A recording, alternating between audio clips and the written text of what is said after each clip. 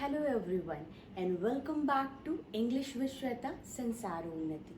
आज जो मैं आप लोगों के लिए ग्रामर का लेसन लेके आई हूँ वो आपके लिए बहुत ही ज़्यादा इम्पॉर्टेंट है। लेकिन उसके पहले मैं आप लोगों को एक सेंटेंस देना चाहती हूँ जिसे आपको इंग्लिश में ट्रांसलेट करना है। तो आपके लिए सेंटेंस है, जब मैं लखनऊ जाऊँगी तो मैं अपनी फैमिली से मिलूँगी। आपको इस सेंटेंस को ट्रांसलेट करना है। ये सेंटेंस आपको आपकी स्क्रीन पे दिख रहा होगा। तो जी हाँ, अब देखते हैं कि आपने इस सेंटेंस को क्या ट्रांसलेट किया है। आपने इसे ट्रांसलेट किया है, when I will go to Lucknow I will meet my family. या फिर आपने विल के प्लेस पे शैल लगाया हुआ है। किया है ना आपने ऐसा?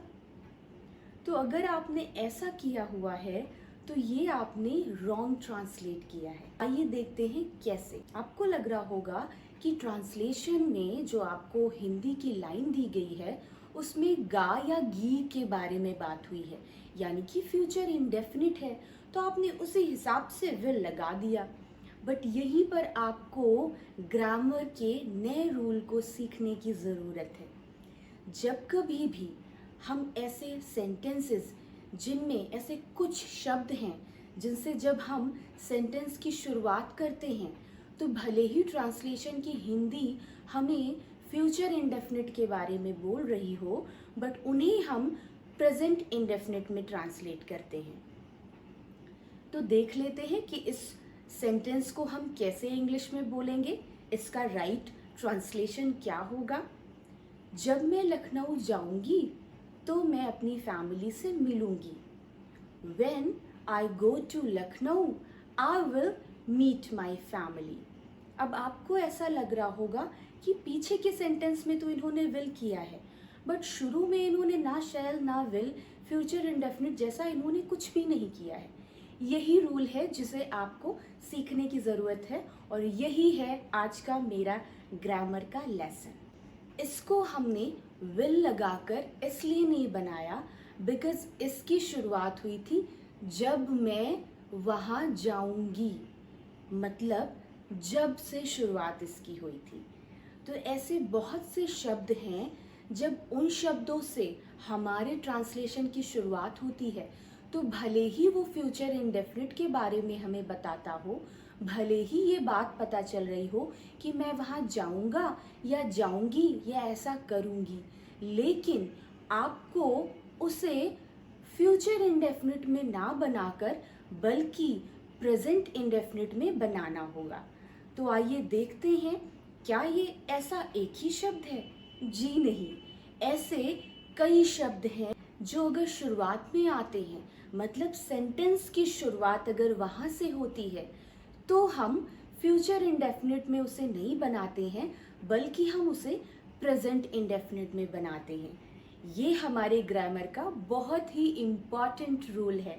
तो देख लें कहीं आप भी तो ऐसी गलती नहीं करते। तो चलिए शुरू करते हैं अपने वीडियो को। तो देख लेते हैं कि ऐसे कौन कौन से शब्द हैं। If, when, whenever, whatever, wherever, provided that, as soon as, unless or until, by the time, as long as, suppose। तो जी हाँ, ऐसे 11 वर्ड्स हैं जिनको आपको आपके दिमाग में रखने की ज़रूरत है कि अगर ये शब्द आते हैं तो आपको जब भी आप इन सेंटेंसेस को बनाएं जो फ्यूचर इंडेफिनिट की हो, जिनकी हिंदी फ्यूचर इंडेफिनिट की हो, आप उन्हें प्रेजेंट इंडेफिनिट में ही बनाएंगे। तो आइए देख लेते हैं कुछ एग्जाम्पल्स। सबसे पहला वर्ड जो हम ले रहे हैं वो है इफ़, यानी कि अगर मेरे पास टाइम होगा तो मैं तुमसे ज़रूर मिलूँगी। If I have time I will meet you surely. या फिर if I get time I will meet you surely. आप दोनों में से कोई शब्द यूज कर सकते हैं। सो नेक्स्ट सेंटेंस देख लेते हैं। अगर मैं अपने लिए कुछ खरीदूंगी तो मैं तुम्हारे लिए भी जरूर खरीदूंगी। If I purchase something for me, I will purchase for you also. तो आपने देखा कि पहला वाला जो बना उसे हमने बिना विल के बनाया। नेक्स्ट सेंटेंस देख लेते हैं। जब मैं उससे मिलूंगी तो मैं उसे सब बता दूंगी। When I meet her, I will tell everything. अब यहाँ पर आप हर और हिम दोनों में से आप डिपेंड करता है कि आप जिसके लिए भी बोल रहे हैं, लड़के या किसी लड़की के लिए, आप वैसे इस्तेमाल करेंगे। नेक्स्ट सेंटेंस देख लेते हैं। जब मैं मंदिर जाऊंगी तो तुम्हारी तरफ से भी प्रसाद चढ़ा दूंगी। कहते हैं ना हम ऐसी बातें। सो देख लेते हैं सेंटेंस क्या होगा। When I go to temple, I will offer sweet to God from your side also, या from your side too, आप जैसे चाहें कह सकते हैं। नेक्स्ट सेंटेंस हम देख लेते हैं जो कि हमारा शुरू होने वाला है whenever से। जब कभी भी मुझे चांस मिलेगा मैं आपकी मदद ज़रूर करूँगी। Whenever I get a chance, I will help you surely. Next देख लेते हैं। जब कभी भी मैं वहाँ आऊँगी मैं आपके घर ज़रूर आऊँगी। Whenever I come there, I will come to your house surely. जो कुछ भी वो कहेंगी सुन लेना, बस बहस मत करना। तो ऐसी बातें बोली जाती हैं ना हमें कि जो कुछ भी वो कहेंगी सुन लेना, बहस मत करना। तो देखिए इसे हम कैसे ट्रांसलेट करते हैं। Whatever she says, डिपेंड करेगा क्योंकि कहेंगी मैंने बोला है तो she लगाया हुआ है। So whatever she says, listen to that. Don't argue with her. अब हम कहते हैं कि जो कुछ भी तुम्हारे लिए सही होगा वो तुम्हें मिलेगा। So whatever is right for you, you will get. जहाँ कहीं भी आप जाओगे भ्रष्टाचार आपको हर जगह मिलेगा। कहते हैं ना हम ऐसी बातें जब हम इतना परेशान हो जाते हैं कि हम हर जगह करप्शन देख रहे होते हैं। तो चलिए हमें तो सेंटेंस को ट्रांसलेट करने से मतलब है। देखते हैं इसे हम कैसे ट्रांसलेट करेंगे। Wherever you go, you will find corruption everywhere. Next sentence देख लेते हैं। जहाँ कहीं भी तुम जाओगे बस मुझे ही पाओगे। बोलते हैं ना हम ऐसी बातें। Wherever you go, you will find me only, या you will get me only. मैं तुम्हें उसका फ़ोन नंबर दे दूंगी बशर्ते तुम उसे मेरे बारे में कुछ नहीं बताओगे।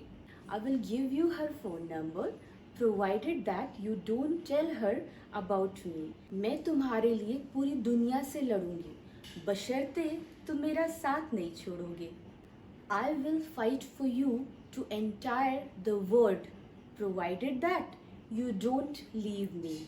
So next जो हमारा सेंटेंस है वो शुरू होने वाला है as soon as से। तो देख लेते हैं कि इसकी हिंदी क्या है। जैसे ही तुम्हारा फ़ोन आएगा मैं काट दूंगी।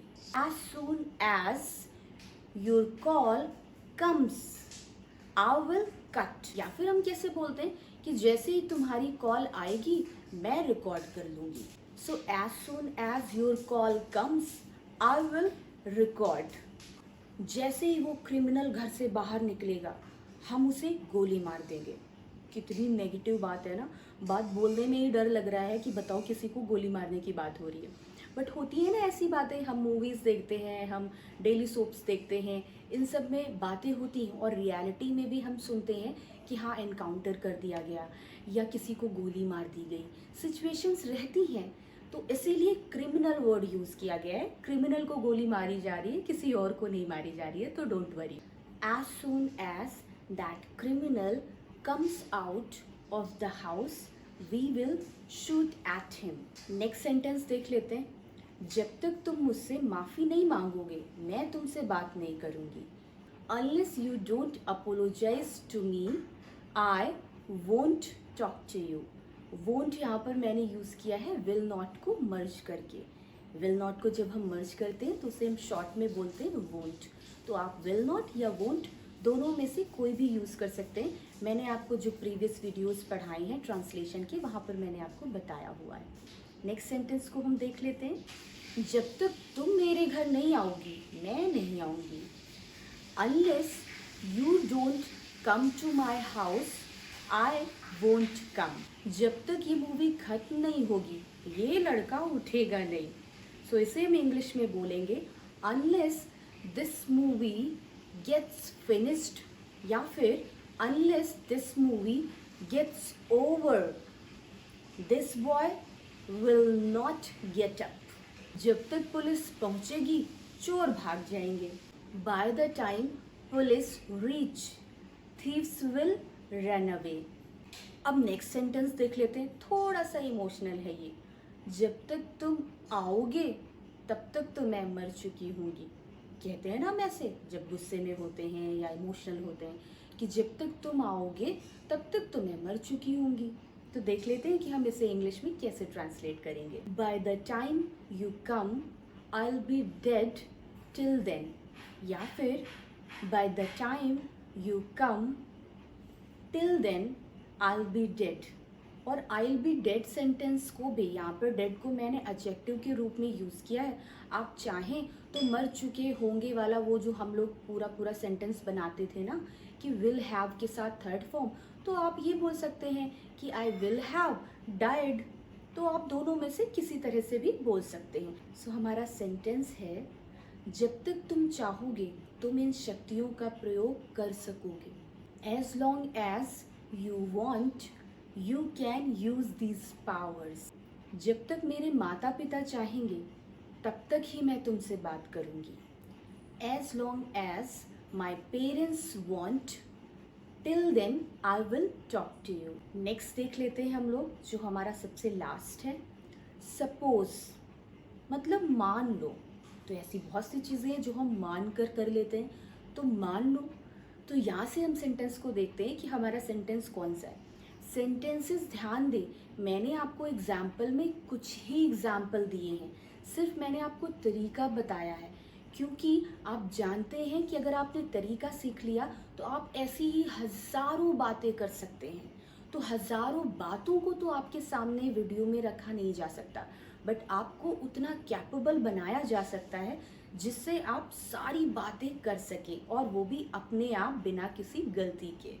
तो देख लेते हैं सपोज के ऊपर सेंटेंसेस को। तो हमारा सेंटेंस है मान लो कि खाना बनाने वाली नहीं आएगी, तो क्या तुम्हारे पास कोई और ऑप्शन है? Suppose cook doesn't come, do you have any other option? तो देख लेते हैं नेक्स्ट सेंटेंस को। मान लो कि वो तुम्हें एग्जाम में धोखा देगा, तो तुम क्या करोगे? Suppose he cheats you in exams, या suppose he deceives you in exams। deceive और cheat दोनों का मतलब धोखा देना होता है, तो हम कोई भी एक ले लें। suppose he cheats you in exams, what will you do? तो अब बारी है आपकी इन्हीं सेंटेंसेस के ऊपर प्रैक्टिस करने की। अब आप ऐसे ही एक शब्द को, जितने भी मैंने आपको दिए, मैंने आपको 11 वर्ड्स दिए हैं, आप एक शब्द को लें और उसके ऊपर कम से कम 10 सेंटेंसेस को अपने आप सोचकर बना लें। इससे आपको इंग्लिश में बात करने में भी काफ़ी सहूलियत मिल जाएगी, काफ़ी इजी हो जाएगा आपके लिए, और आपकी प्रैक्टिस भी हो जाएगी, जिससे आप कभी भी अपनी लाइफ में इन सब तरह की बातों को गलत नहीं करेंगे, और उल्टा आप दूसरों को भी सिखा पाएंगे कि क्या ग्रामर का सही रूल है और कैसे हम इन सब तरह की बातों को इंग्लिश में बोलते हैं। तो ज़रा सा एक सेंटेंस यहाँ पर बना के देखिए। गलत हो गया? नहीं, अब तो आपसे इन सब तरह के सेंटेंसेस में कोई भी ग्रामर की मिस्टेक हो ही नहीं सकती, क्योंकि इस वीडियो को आपने बहुत ही ध्यान से देखा हुआ है, और मुझे विश्वास है कि अब आप इन सब तरह के सेंटेंसेस को बिल्कुल भी गलत नहीं करेंगे। तो अगर आपको ये वीडियो पसंद आया हो और ऐसे ही वीडियोस, ऐसे ही ग्रामर के लेसन्स आप देखना चाहते हैं, तो मेरे चैनल को सब्सक्राइब करना बिल्कुल भी ना भूलें। और अगर आपको वीडियो पसंद आया है तो उसे लाइक करें और शेयर करें, ताकि ज़्यादा से ज़्यादा लोगों को इस वीडियो से हेल्प मिले और वो इस तरह की ग्रामर की मिस्टेक्स ना करें। तो चैनल को सब्सक्राइब करके बेल आइकन को प्रेस करें, ऑल द नोटिफिकेशन पे लगाएं ताकि सारे वीडियोस आप तक हमेशा सबसे पहले पहुँचे। तो जब तक मैं आपके लिए न्यू वीडियो लेकर नहीं आती हूँ, तब तक के लिए keep practising, keep talking in English, keep learning and keep helping others. Have a great time.